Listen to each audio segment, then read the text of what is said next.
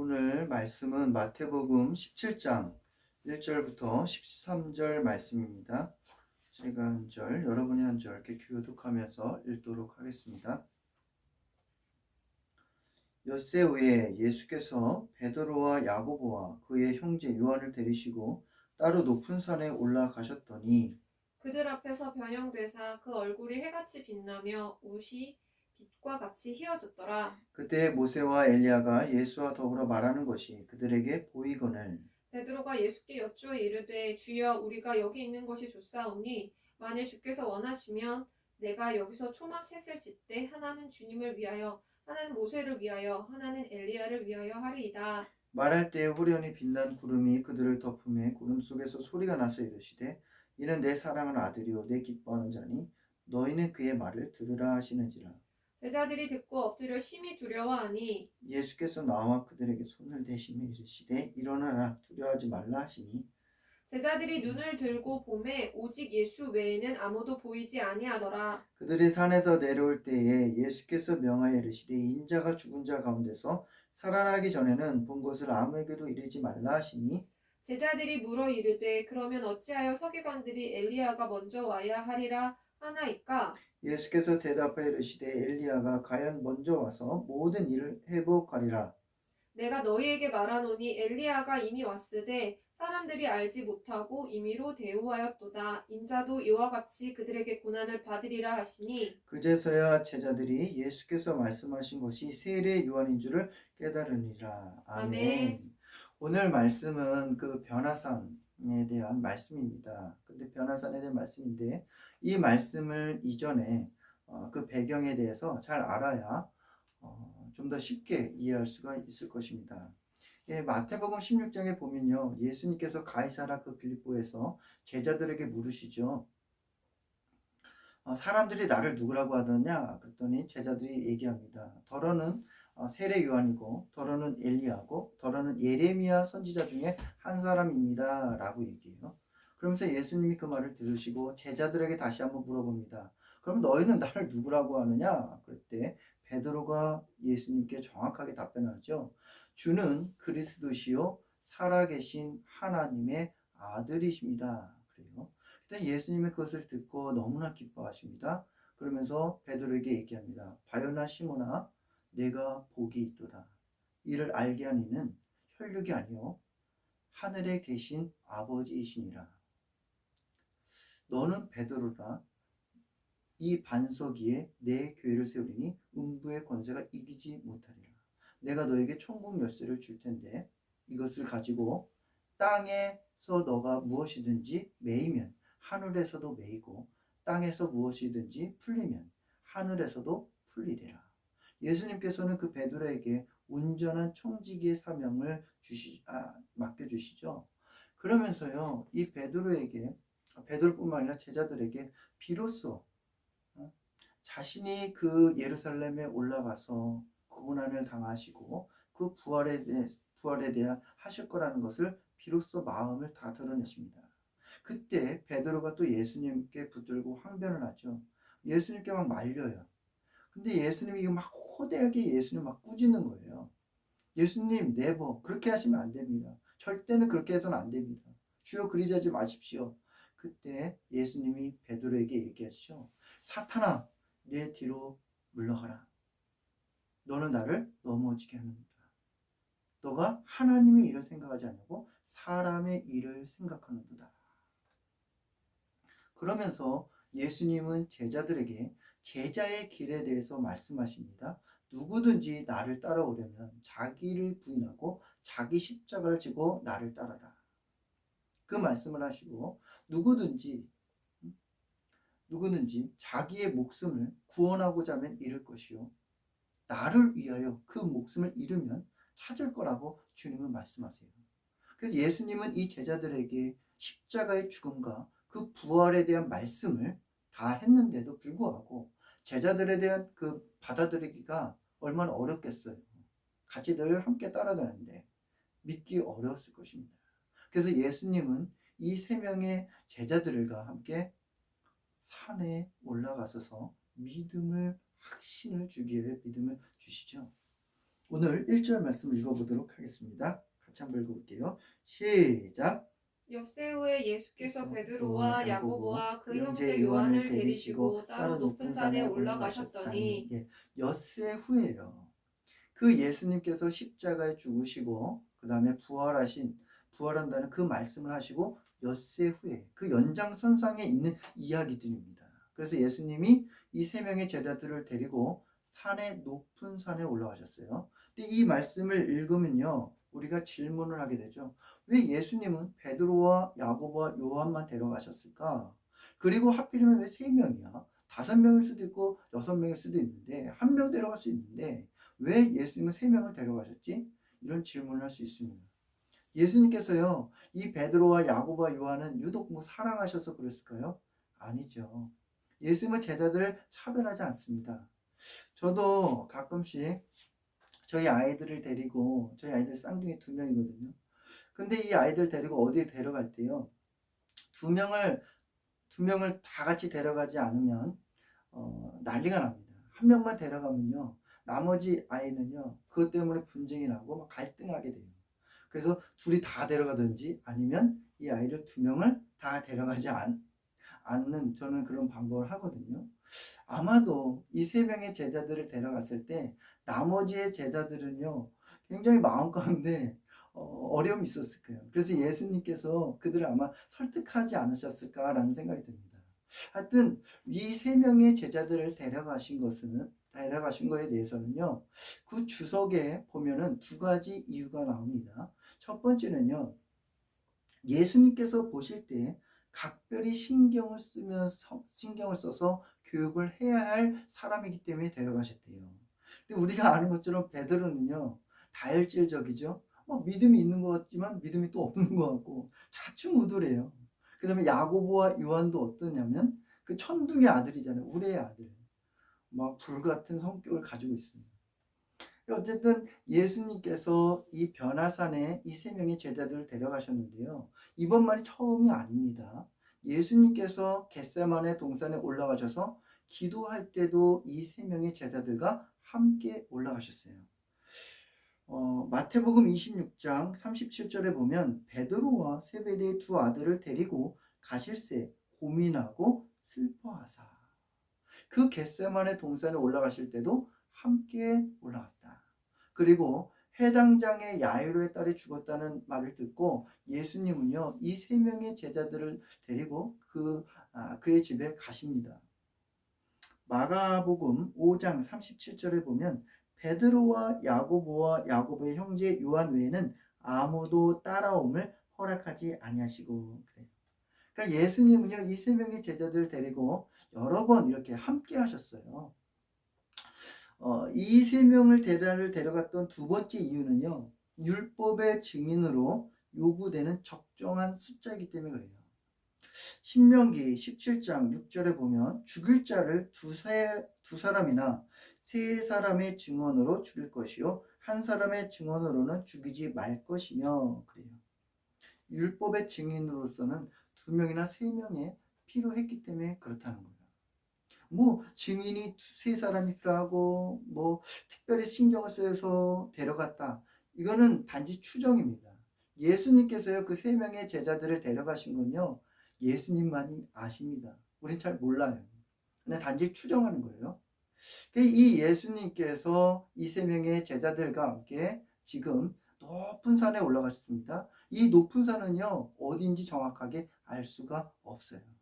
그냥 단지 우리는 이 산을 변화산이라고 말하죠. 왜냐하면 예수님께서 이곳에서 모습을 변했기 때문에 우리는 변화산이라고 합니다. 그냥 변화산이라는 지명은 없어요.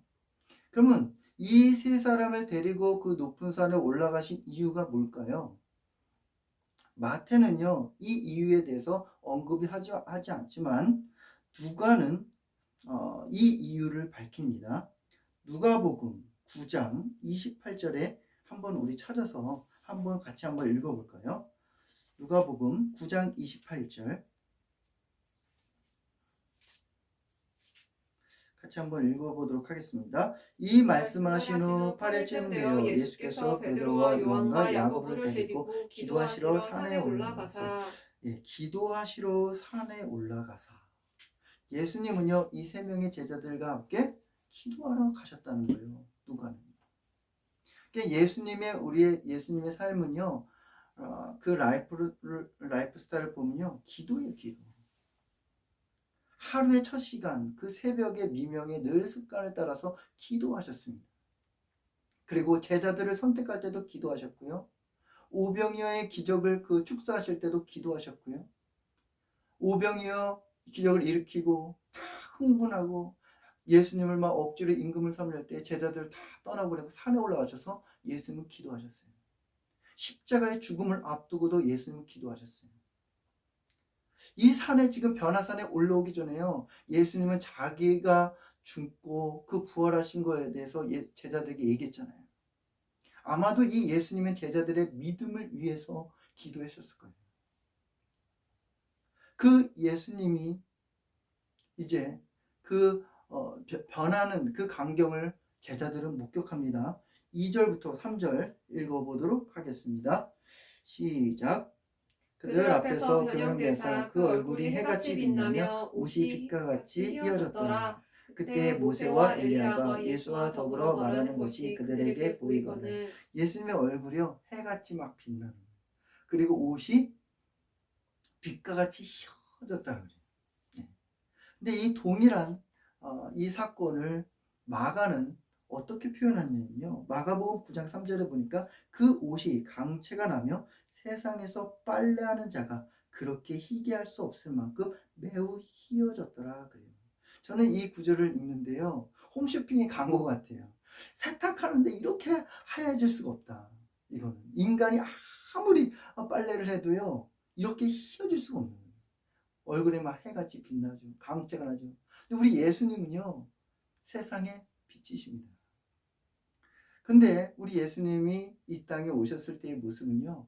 빛이 있는 모습이었을까요? 아니에요. 우리 예수님은요. 우리가 생각하는 그런 이미지가 아닙니다. 막 머리가 길고 얼굴에서 막 광채가 나고 막 쌍꺼풀이 지고 하얗고 그 우리가 만들어낸 이미지예요. 예수님은요 흠모할 것이 없고 아름다움이 없었어요. 그냥 팔레스타인의 그냥 중동의 남자처럼 얼굴이 까맣자들하고 머리에 곱슬 머리입니다. 근데 매력적이지 않아요. 이사야 선지자가 이사야 53장 2절에 보면 그는 주 앞에서 자라나기를 연한 순과 같고 마른 땅에서 나온 뿌리 같아서 고운 모양도 없고 풍채도 없은즉 우리가 보기에 흠모할 만한 아름다운 것이 없도다 그래요. 예수님이요 이 땅에서요 흠모할 만한 것이 없었어요. 그러나 예수님이 하늘나라에 가면요 예수님은 어떤 모습일까요? 요한계시록 1장 16절에 보면 그의 오른손에 7별이 있고 그의 입에서 좌우에 날선 검이 나오고 그의 얼굴은 해가 힘있게 비치는 것 같더라. 예수님의 얼굴은요 해가 힘있게 비치는 것처럼 광채가 난다는 거예요. 우리 하나님 나라 가면 예수님은 모세와 엘리야와 대화를 하십니다. 근데 여기에서 우리 또 질문할 수 있어요. 왜 하필 예수님이 모세와 엘리야와 대화하는 걸까? 구약 성경에 보면 아브람도 있고요. 그 다음에 다윗도 있고요. 그리고 이사야 선지자도 있는데 왜 하필이면 모세와 엘리야라는 거예요? 이 모세는요. 구약의 율법을 대표하는 사람이고 그리고 엘리야는요. 선지자를 대표하는 사람입니다. 그러면 이 두 사람과 함께 예수님은 무슨 대화를 나눴을까요? 이 마태는요. 무슨 대화를 나눴는지에 대해서는 언급이 없지만 누가는 이렇게 밝힙니다. 누가복음 9장 31절에 보면 영광 중에 나타나사 장차 예수께서 예루살렘에서 별세하실 것을 말할세 그래요. 예수님은요 그 두 사람과 함께 무슨 대화를 나눴냐면 십자가의 죽음을 말씀하고 있습니다. 그 베드로는요 그 모세를 보았고 엘리야를 보았습니다.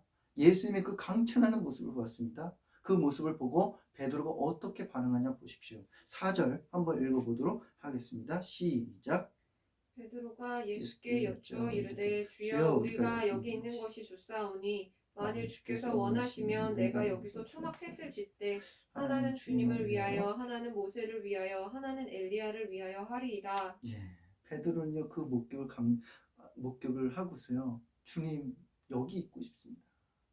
하나는 주님을 위하여, 모세를 위하여, 엘리야를 위하여 초막을 짓고 싶습니다. 은혜를 받은 거예요. 감동을 받은 거예요. 주님 나 여기 있고 싶다는 거예요. 네.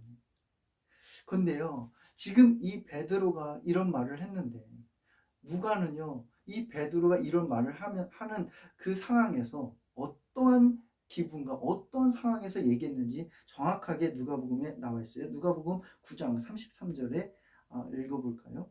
두 사람이 떠날 때에 베드로가 예수께 여짜오되 주여 우리가 여기 있는 것이 좋사오니 우리가 초막셋을 짓되 하나는 주를 위하여 하나는 모세를 위하여 하나는 엘리야를 위하여 하사이나 하되 자기가 하는 말을 자기도 알지 못하더라 그래요.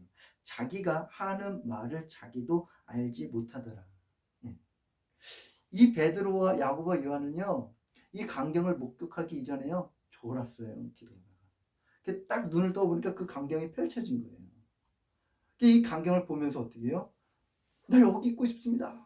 근데 자기가 하는 말 자기가 알지 못해요. 자, 행설수설하는 거예요 지금. 여기 산에 오기 전에요 6일 전에 예수님 분명히 말씀하셨잖아요. 십자가에 죽고 부활한다고, 예루살렘에 가서 고난을 받는다고. 근데 그냥 여기 있고 싶다는 거예요. 무슨 상황인지도 모르는 거예요. 그냥. 지금 미국에서 에즈베리 대학교에서 부흥이 일어나고 있습니다. 그래서 세계 그 미국 각처에서 막 대학생들이 막 오고 막 사람들이 막 몰려들어요. 그래서 막 예배가 막 실시간으로 막 중계되는데 우리가 예배의 은혜 받으면요 나타나는 특징들이 있죠. 막 모여듭니다. 그리고 거기에 머물라고 해요. 왜냐하면 하나님의 임재가 있기 때문에 그렇죠. 그러면 그 은혜를 받으면 또 어떻게 되냐? 막 내 마음속에 있는 죄를 막 고백해요. 그러면서 그 무거웠던 정말 그 죄를 다 토해냈을 때 예수님의 빛 가운데 내 안에 들어오니까 얼굴이 어때요? 얼굴이 환해져요. 밝아지게 됩니다. 은혜 받은 사람이에요. 이 모세가 시내산에 올라가서 십계명을 받고 내려왔을 때요 얼굴이 어땠냐면 강채가 났어요. 강채가. 우리 예수님을 만나고 하나님을 만나면요 얼굴이 강채가 납니다. 내 마음에 그렇게 평안해요. 제가 청소년과 청년들 사역을 할 때 보면요 그 연합 수련회를 여름에나 겨울에 같이 갑니다. 그러면은 대부분 연합 수련회 일정이 10시나 11시쯤에 마치거든요. 근데 이 집회가 그 시간에 끝나지 않아요. 보통 막 12시 넘어서 1시에 끝납니다. 근데 그 시간에 아이들이 집회를 다 끝나고 나면 피곤하잖아요. 근데도 아이들이 피자 먹고 치킨 먹고 다 배부르게 먹습니다. 그래서 숙소에 들어갑니다. 숙소에 들어가서요 다 씻고 자느냐? 안 자요. 그러면 바깥에 스태프들이요 소등하겠습니다 불 끄세요 해도요 불 다 꺼놓고요 아이들이 잠을 안 자요. 계속 얘기합니다. 계속 얘기해요. 피곤하거든요. 근데 아이들은 계속 얘기해요. 그 은혜를 받은 거예요. 평소에는요 주일날 아이들 보면요 계속 피곤해요. 계속 전날에 뭐 게임을 했다든지 아니면 공부에다가 온 아이들도 있을 거예요. 근데 피곤하대요. 그리고 아이들이요 그렇게 많은 얘기를 할까요? 대화를 할까요? 아니요. 청소년들은 단문입니다. 아니요. 예, 이거밖에 거의 대답하지 않아요. 그런데 수련회 때 보면요 그렇게 말이 없던 아이들이 말이 많아져요. 얼굴이 막 반짝여요. 평소에는 그 간식을 통해서 애들이 피곤한데 막 살아날 수 있게 하고 막 부활할 수 있는 것은 이 간식이었거든요. 근데 수련회 때 그게 필요가 없어요. 그 예배 가운데 그 아이들 만져주시니까요 아이들이 밝아지고 피곤한지도 모르고 그 은혜를 사모해요. 그러면 그 수련회 가운데서 계속 있어야 될까요? 아니죠. 산 밑으로 내려가야 돼요.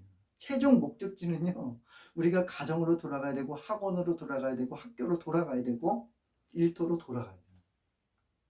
네. 교회 문 밖으로 나가야 돼. 그래서 내가 받은 은혜를 가지고 어떻게 했냐? 예수님의 제자로 살아가는 것입니다. 진정한 부흥은요, 예수님을 내 죄를 회개하고 주님을 만나고 고백할 뿐만 아니라 나를 통해서 교회가 막 일치했는지 막 각 사람들이 모여서 막 각처에서 막 예배하고, 그리고 내가 속한 가정이 변하고 학교가 변하고 막 불법이 있는 곳에 정직하고 깨끗해지고 거룩해지고 사회와 문화와 경제와 정치가 모든 것이 바뀌고, 이런 것들이 진정한 부흥이라고 할 수 있는 거예요. 이 제자들이요, 그 간격을 목격하고 있더니 호련히 하늘에 구름이 덮입니다. 그리고 구름에서 소리가 들립니다. 5절 한번 읽어보겠습니다. 시작. 말할 때 호련히 빛난 구름이 그들을 덮으며 구름 속에서 소리가 나서 이르되 이는 내 사랑하는 아들이요 내 기뻐하는 자니 너희는 그의 말을 들으라 하시는지라. 예, 내 사랑하는 아들이요 내 기뻐하는 자니 너희는 그의 말을 들으라. 이 말씀을 어디선가 많이 들어봤죠. 한번 장면을 보았을 거예요. 예수님께서 요단강에서 세례 요한으로부터 세례를 받으시고 물 위에서 올라올 때 하늘에서 소리가 들렸습니다. 이는 내 사랑하는 아들이요 내가 기뻐하는 자라. 하나님의 음성을 제자들이 들은 거예요. 내 사랑하는 아들이야. 내가 기뻐하는 자야. 너희는 그의 말을 들어. 도대체 하나님이 말씀하셨는데 예수님의 어떤 말을 들어야 되는 건가? 이 말을 듣고 제자들은요 바짝 엎드리고 두려워했어요. 그때 예수님께서 손을 얹으면서 딱 하신 말씀이 두려워하지 말라라고 말씀하세요. 그럼 과연 이것을 들으라고 하신 걸까요? 아니. 마태복음 16장 21절 한번 우리 찾아서 읽어보도록 하겠습니다. 마태복음 16장 21절입니다. 이때로부터 예수 그리스도께서 자기가 예루살렘에 올라가 장로들과 대제사장과 서기관들에게 많은 고난을 받고 죽임을 당하고 제3일에 살아나야 할 것을 제자들에게 비로소 나타나니. 예, 예수님께서요 하나님이 그걸 말씀하는 거예요. 이는 내 사랑하는 아들입니다. 너희는 그가 말하는 걸 들으라. 뭘 말하는 거예요? 예수님께서 십자가에 죽으시고 부활한다는 그 말을 들으라. 예수님은요 이 세 명의 제자들을 높은 산에 올라가서 예수님이 그 모습을 변하게 해주신 거 왜 하셨을까요? 이제 앞으로의 십자가가 내가 예루살렘 올라가서 고난을 받을 거다. 그리고 내가 부활한다는 것, 그것을 믿음을 확실히 보여주시는 거예요. 예수님의 얼굴이 해와 같고 그 옷에서 막 강체가 나고 빛나는 거, 장차 십자가에 죽지만 나타날 그 영광, 그 부활의 모습을 미리 예수님의 제자들에게 보여주신 거예요. 봐라. 나중에 너희들이 당황하지 말고 십자가가 내가 죽더라도 부활이 있다는 걸 보여주신 거예요. 사랑하는 여러분, 우리 예수님은요 정말 그 믿음을 제자들에게 심어주기 위해서 아주 세심하게 배려하셔서 그 산에 올라가셔서 보여주신 거예요. 우리 예수님은 뭐 믿음을 막 강요하거나 믿음을 막 억지로 심어주기 위해 그런 분이 아니세요. 저의 삶을 되돌아보면요, 제가 어린 시절에 교회 다닐 때는요 저 믿음이 하나도 없었습니다. 예수님이 누군지도 몰랐고요. 그냥 친구가 좋아서 나갔고 선생님들이 간식 사주고 선생님들 잘해줘서 그냥 나갔어요. 뭐 전도하는 거요? 그냥 친구들을 그냥 좋으니까 전도한 거예요. 헌금도요 그냥 부모님이 주셔서 그냥 냈을 뿐이에요. 믿음 하나도 없었습니다. 근데 주님은요 저를 계속 가이드하세요. 저를 새벽 예배로 인도하시더니요 그 캄캄하고 다들 끝났잖아요. 다 돌아갑니다. 그 교육관에서 홀로 주님을 대면하고 그 새벽 기도를 통해서 주님이 저에게 찾아오시고 저에게 믿음을 주시면서 저가 하나님께서 또 신학교로 보내셨어요. 신학교에서 신학을 수업받게 하시고 믿음을 계속 견고하게 자라나도록 부추겨주시고 세워주시고, 그래서 지금까지 하나님의 말씀을 전하는 사역자로 세워진 거예요. 지금도 믿음이 연약합니다. 지금도 저를 계속적으로 가이드하시고 믿음을 알려주세요. 우리 예수님은요, 진짜 좋은 분이에요. 그분은요, 아무 말씀도 하지 않는데요, 그냥 그분의 서면은 어떻게 되느냐, 그냥 제가 스스로가 회개하게끔 되고 순종하게끔 되고 상해요. 그게 능력이에요. 그 예수님. 제가 좋아하는 성경 구절이 있습니다. 뭐냐면 그 베드로가 예수님을 부인했잖아요. 그리고 갈릴리 바다로 돌아갔습니다. 근데 예수님이 부활하시고서 베드로를 찾아가세요. 그냥 베드로에게 책망하거나 아무 말씀하지 않아요. 그 다음에 아침에 식사를 준비해서 아침밥 먹어라 베드로야 차려놓으세요. 저는 이 말씀을요 묵상하면요 눈물이 나요. 어린 시절에 뭔가를 잘못했어요. 근데 부모님에게 분명히 혼날 거라고 생각했는데 부모님이 아무 말씀하지 않아요. 그냥 품어주시네. 우리 예수님이 그런 분이에요. 형편없고 예수님을 떠났고 나 같은 사람이 뭘 어떻게 내가 하나님의 사역을 할 수 있는가 라고 했을 때 베드로에게 다시 사명의 기회를 주시잖아요. 내 양을 치라. 내 양을 먹이라. 예수님이 끝까지 믿어주는 거예요. 그 베드로를. 우리 예수님이 그런 분이세요. 끝까지 믿어주시고 격려해주시고 세워주시고 할 수 있다 하더라고요. 믿음으로 인도해주시는 분이 우리 예수님이세요. 예수님은요 그 제자들과 함께 그 산에서 내려오십니다. 9절 한번 읽어볼게요. 시작. 그들이 산에서 내려올 때 예수께서 명하여 이르시되 이르시되 인자가 죽은 자 가운데서 살아나기 전에는 본 것을 아무에게도 이르지 말라 하시니. 변한 산에서 예수님과 제자들이 내려오죠. 장소가 옮겨졌어요. 산 위에서는요 정말 예수님의 그 모습을 보고 모세도 보고 엘리야도 보고 하나님의 음성도 들었어요. 근데 이 산 밑에 현장은 어떤가요? 귀신 들린 아들을 고쳐달라고 아버지가 찾아왔습니다. 근데 그 나머지 제자들이 막 쩔쩔쩔매요. 어떻게 할 줄 몰라요. 예수님이 분명히 이 나머지 제자들에게 다 귀신을 내어쫓는 권능을 주셨음에도 불구하고 쫓지 못하는 거예요. 이게요 우리가 살고 있는 삶의 현장입니다. 교회에서 은혜를 받았습니다. 집회 때 은혜를 받았습니다. 문 밖을 탁 나갔어요. 그러면 어떻게 해요? 그것이 삶의 현장이에요. 상황은 분명히 교회나 밖에나 상황은 달라졌습니다. 그런데 바깥에 어떻게 해요? 변한 게 없어요. 여전히 갈등이 있고 싸움이 있고 미움이 있고 증오가 있고 계속 미움이 있어요. 변한 게 없어요. 그래서 우리가 어떻게 합니까? 너무 힘들어서 다시 교회 가서 은혜를 받으려고 하고 거기에만 계속 있고 싶은 거예요. 그러면 또 어떻게 합니까? 또 다시 나올 수밖에 없잖아요. 나와요. 나와서 믿음대로 살아야지. 내가 정말 하나님대로 살아야지 하는데 어떻게 해요? 믿음을요 한순간에 나오자마자 와라락 또 쏟아붓잖아요. 은혜를 다 쏟아붓잖아요. 그래서 농담 삼아서 이런 말이 있어요. 교회에서 가장 은혜가 넘치는 곳은 어딜까? 주차장 이러잖아요. 은혜가 거기서 다 쏟아붓는 데잖아요. 은혜를 받았습니다. 하나님 만났습니다. 너무 성령 충만합니다. 근데 어떻게 해요?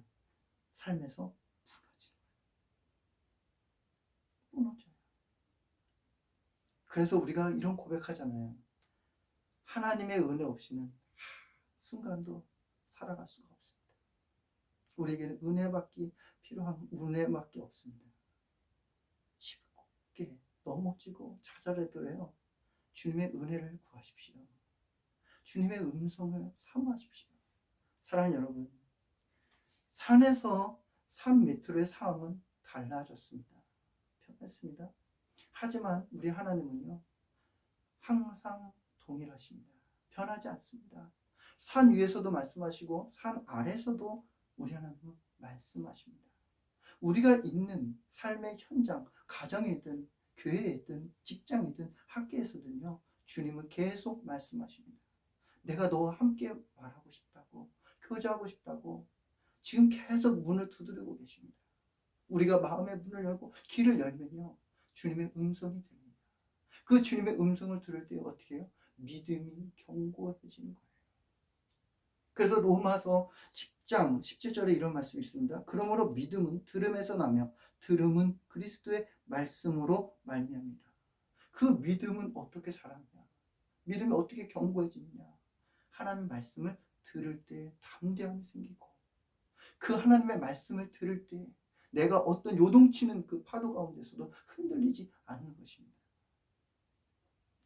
여러분, 믿음이 약해다고요, 내가 쉽게 넘어진다고요, 자책하지 마세요.